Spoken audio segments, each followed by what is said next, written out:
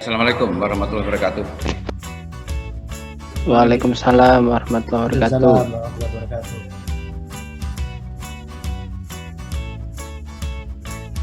Seperti kita ketahui ada banyak sekali persoalan. Jangankan Indonesia, Amerika saja menghadapi persoalan sehingga sampai ada buku berjudul Reinventing Government, seperti anak hilang gitu. Pemerintah itu lupa sama ininya, jati dirinya, ya. Dibentuk itu untuk apa gitu. Sehingga perlu ditemukan kembali si anak yang hilang gitu.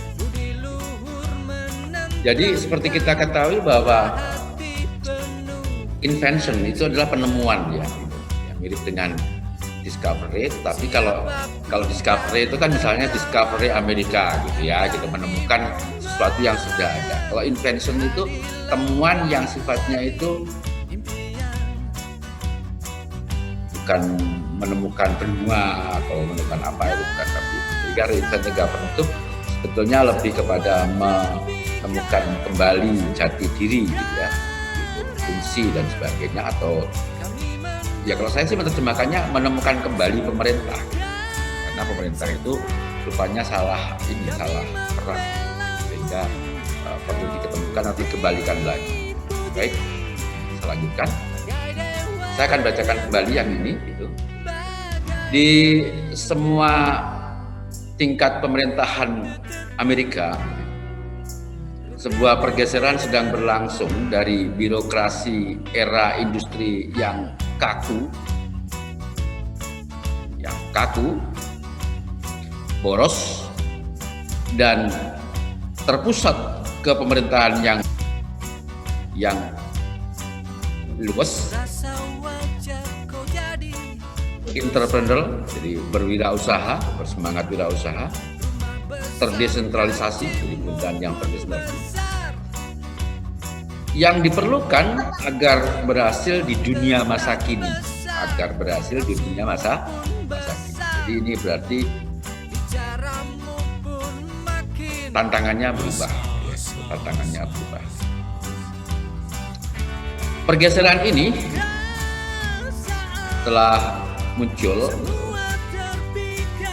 karena krisis keuangan yang sedang berlangsung dan mendadak, that has created, yang menciptakan kegentingan yang tiba-tiba, sehingga memerlukan to improve, untuk memperbaiki services, layanan, and heighten productivity, dan meningkatkan produktivitas with fewer dollars, dengan anggaran, karena orang sana itu suka dolar sih, langsung uangnya, dengan anggaran yang lebih kecil. Jadi ini pengantar ini menggambarkan bahwa pemerintah itu sudah tidak bisa berfungsi dengan baik karena perubahan-perubahan yang cepat, dan terutama juga karena selain tuntutan ya, juga karena adanya fiscal crisis, gitu, karena adanya krisis keuangan ya. Sehingga pemerintah itu perlu lebih efisien. Next. Pemerintahan yang bersemangat wirausaha itu memiliki ciri yang pertama, katalitik. Mari sudah ke tempat kita bahas, katalitik itu, katalis itu adalah suatu perlakuan atau barang gitu, yang ditambahkan gitu, yaitu untuk mempercepat proses tetapi tidak merusak hasil gitu ya. Itu yang memanfaatkan tindakan-tindakan sektor swasta, jadi dunia usaha gitu, tindakan-tindakan sektor swasta to solve the problems. Ini sebetulnya tak terelakkan teman-teman, saudara-saudara gitu ya. Gitu. Sebagai contoh gitu ya, itu kita bisa lihat di Indonesia itu ya, itu kalau misalnya menunggu yang namanya Pak Jokowi ini ya, menunggu misalnya sampai uang anggaran APBN itu cukup untuk bangun tol, kira-kira kapan selesainya, semacam itu. Jadi apa yang disebut dengan mewirausahaan itu sebagiannya itu adalah privatisasi gitu. Mengapa? Karena sudah terkenal privat itu lebih efisien ketimbang organisasi pemerintah gitu. Sehingga itu menjadi hal yang sangat penting gitu. Ya, itu disebut juga sebagai bagian dari katalisator tadi itu. Jadi menambahkan sesuatu tanpa merusak hasil. Nah, oleh karena itu kontrol terhadap privatisasi itu tetap ada pada negara seharusnya. Oke, saya lanjutkan lagi. Community owned, empowering families and communities to solve their own problems. Jadi pemerintah itu milik masyarakat, dimiliki oleh masyarakat. Sehingga pemerintah itu harus melaksanakan pemberdayaan terhadap keluarga dan masyarakat to solve their own problems, untuk memecahkan masalah mereka sendiri. Sebagaimana kita ketahui kemarin, kita sudah bahas gitu ya, bahwa inti dari empowering itu adalah to make them, to help them powerful, to make them effective. Apa itu? Membuat masyarakat itu menjadi penentu nasibnya sendiri. Jadi powerful itu diartikan sebagai be able to control their own destiny by improving sense of effectiveness. Jadi orang itu disebut berdaya itu apabila yakin bahwa perolehannya itu berhubungan langsung dengan usahanya. Kalau orang tidak yakin bahwa perolehannya itu berhubungan dengan usahanya, it means you are powerless. Nah, oleh karena itu sempat saya kemukakan bahwa ini mumpung ada Pak Dr. Rahman Sidarta Arisanti, selamat datang.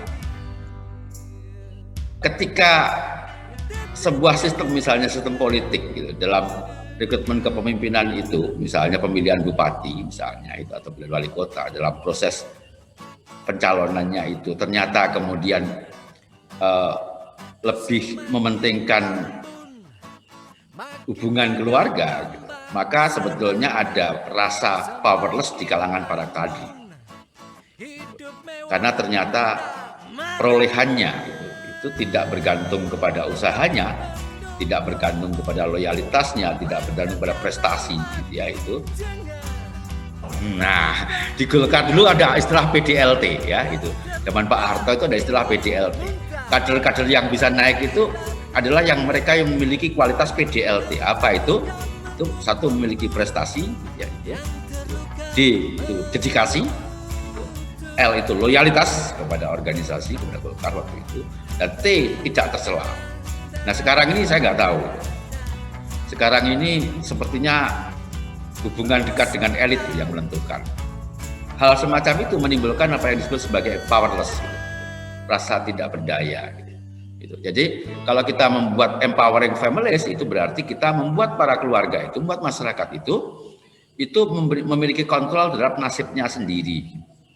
Nah, itu diperlukan sistem penghargaan yang adil, sistem penghargaan yang adil, sehingga ada istilah equal pay for equal work gitu. Jadi apa namanya, perolehan bayaran itu seiring atau berhubungan secara lurus dengan kontribusi yang dia berikan, worth yang dia berikan. Yang ketiga, kompetitif gitu ya. Moving away from traditional monopolistic model in education, policing, transportation, ini sudah jelas itu bersaing. Artinya meninggalkan model-model monopolistik tradisional di dalam pendidikan, di dalam pemolisian sebetulnya itu penegakan hukum gitu, dan transportasi kompetitif. Bedanya dengan konflik apa Pak Saban? Kalau kompetisi itu pakai aturan main, kalau konflik itu tidak pakai aturan main. Jadi kenapa olahraga itu disebut kompetisi? Karena apa? Karena dalam olahraga itu ada aturan main. Kalau menang-menangan nggak pakai aturan main itu namanya konflik. Ya, dalam sosiologi itu ada konsep kompetisi, ada konsep konflik. Nah, kalau teman-teman olahraga menggunakan konsep olahraga gitu, menggunakan konsep itu, maka mau menang tapi nggak pakai aturan main namanya konflik, namanya dominasi. Kalau mau pakai aturan main namanya kompetisi. Jadi oleh karena itu sistem penghargaannya harus memiliki prinsip-prinsip kompetisi, yaitu adil, setara, dan sebagainya. Nah, ini sudah masuk yang keempat, kemarin belum sempat kita bahas yang keempat itu. Number 4, mission driven, developing budget system and rules that free employers to pursue goals. Ya, itu. Jadi ini pemerintah yang digerakkan oleh misi. Jadi kalau organisasi ya organisasi yang digerakkan oleh misi, gitu ya. Misalnya saya, Pak Andi, itu orang-orang di perguruan tinggi itu punya misi pasti. Ya. Nah, mestinya itu menjadi penggerak bagi kita, bagi para pemimpin perguruan tinggi untuk menjalankan organisasinya. Ya. Sistem anggaran dan aturan yang membebaskan karyawan untuk mengejar tujuannya. Pak Andi, ini artinya itu memberikan keleluasaan lebih agak besar kepada unit-unit kerja, gitu ya, itu dengan anggaran itu. Dan aturan that free employees yang memberikan kebebasan kepada para pekerja, para karyawan, gitu ya, itu pursue untuk mencapai tujuannya. Tapi tujuannya nggak ada tujuan institusional. Jadi bagi seorang wirausahawan itu sebetulnya mikirnya begini, nggak penting kamu pakai cara apa, gitu. Yang penting benar dan menghasilkan keuntungan. Yang penting benar dan menghasilkan keuntungan. Benarnya itu bagaimana? Benarnya itu ukurannya ya seperti yang sering Pak Saban kemukakan, sesuai dengan prinsip kreativitas. Setia dalam tujuan, merdeka dalam cara, tidak melanggar norma.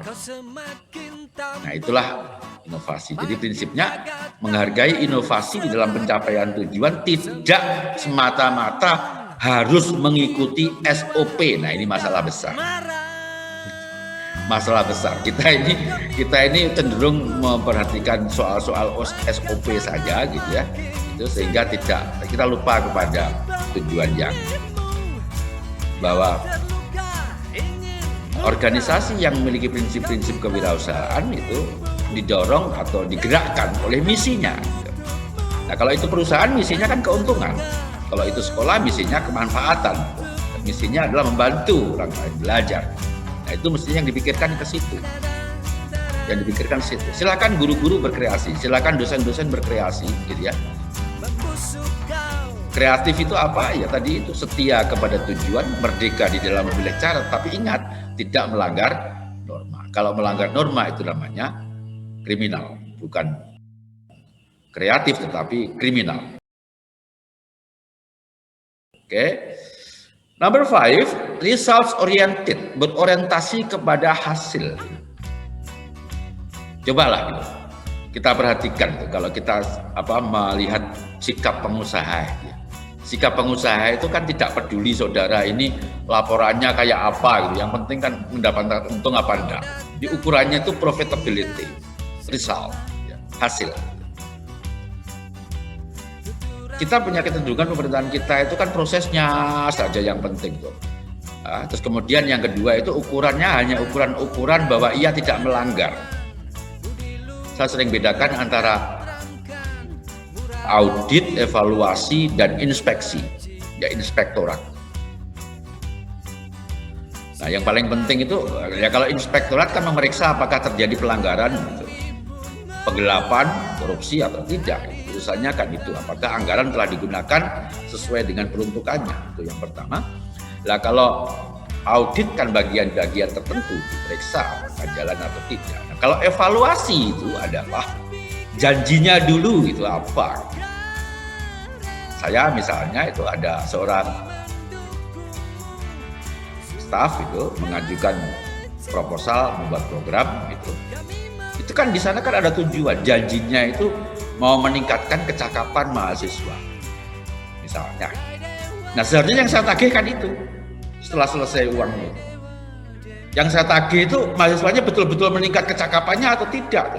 Bukan sekedar apakah uangnya diselewengkan atau tidak, itu urusannya keuangan itu.